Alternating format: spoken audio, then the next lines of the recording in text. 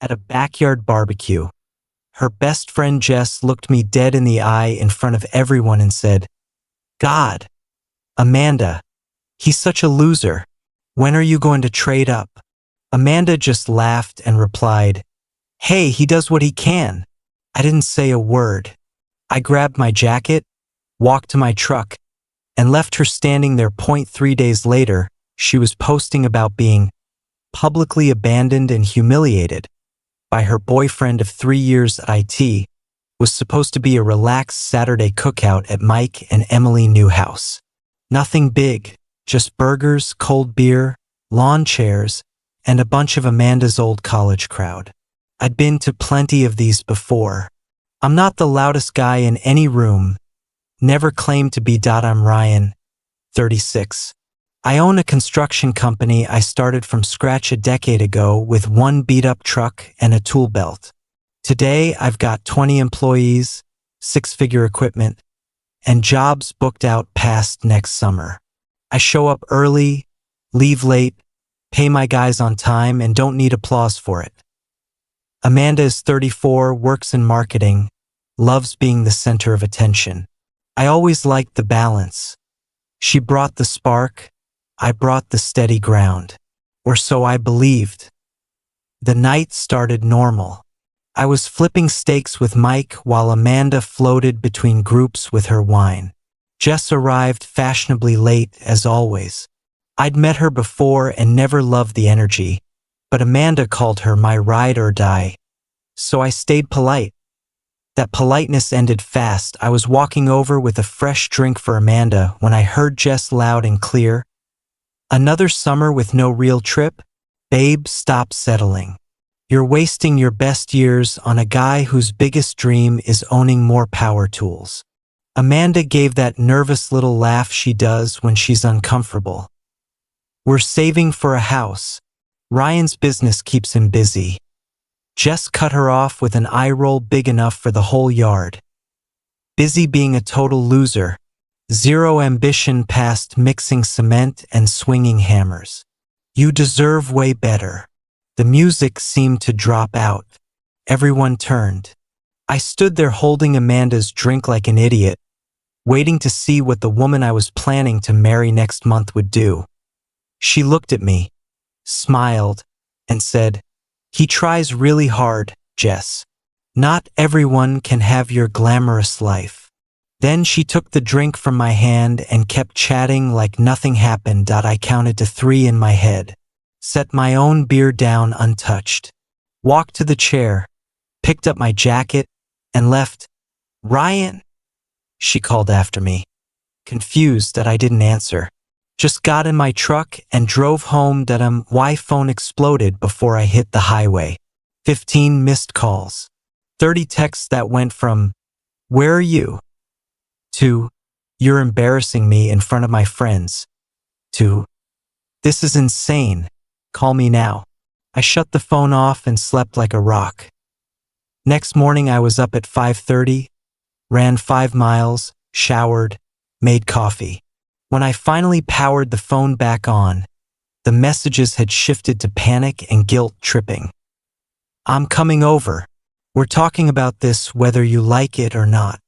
She showed up at 8:15, pushed past me into the house like she still lived there. "What the hell was that, Ryan? You just ditched me? You made me look stupid." I closed the door and leaned against it. "Interesting. I made you look stupid. Not your best friend calling me a loser to my face. Not you laughing and agreeing with her." I didn't agree. I was defusing. By saying I try really hard? Like I'm a participation trophy boyfriend. "You're completely overreacting. It was one dumb comment at a party." "No," I said, voice flat.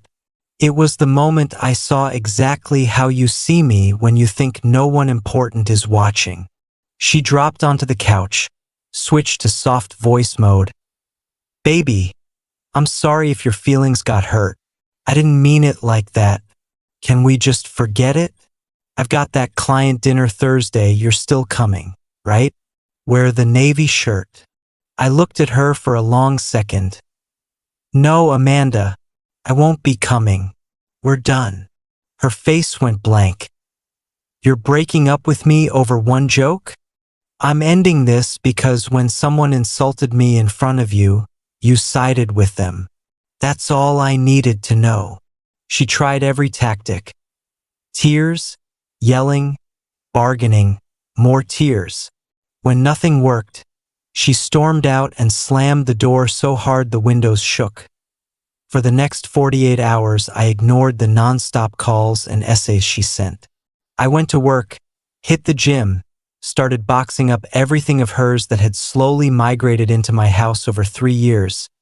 Toothbrush, clothes, throw pillows, half the kitchen cabinets. The ring I'd bought 2 months earlier went back in the safe. Day 3, she posted the sob story online.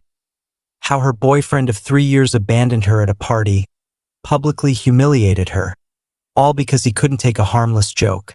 Comments poured in, mostly her crowd calling me insecure, controlling, emotionally fragile. Jess's comment was gold. Girl, dodge that bullet. I didn't clap back online.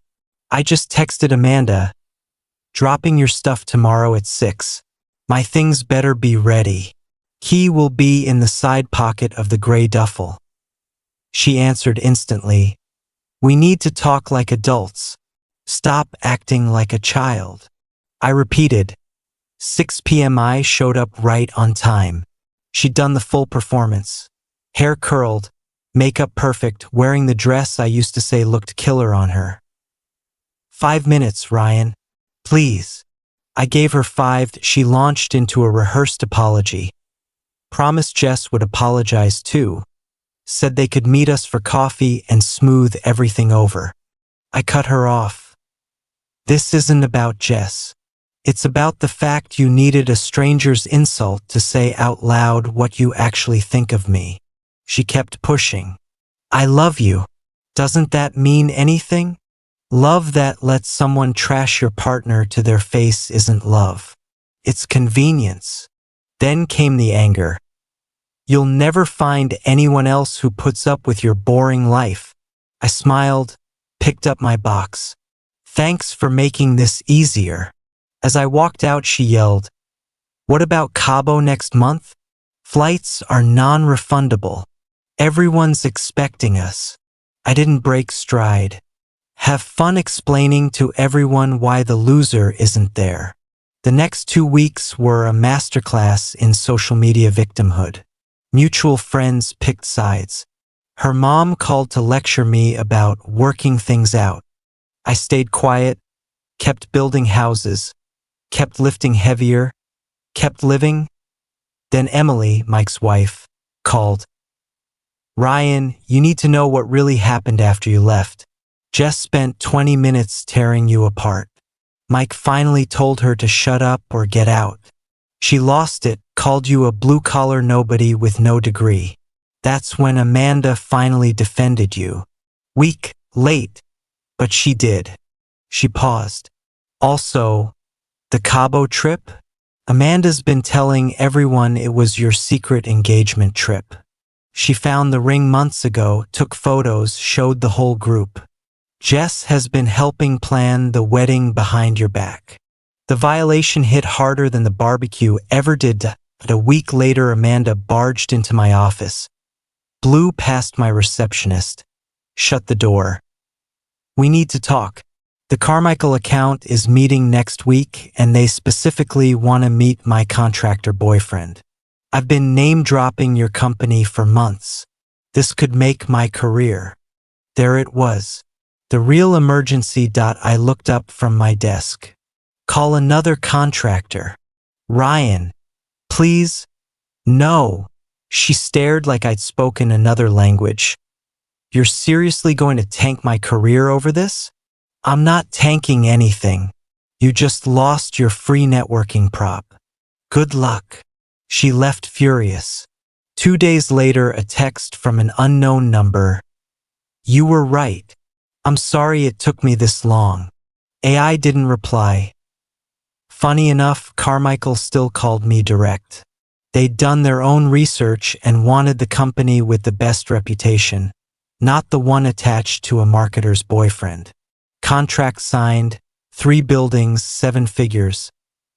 Karma kept busy. Jess's months-long fling with Mike's brother exploded at a family dinner.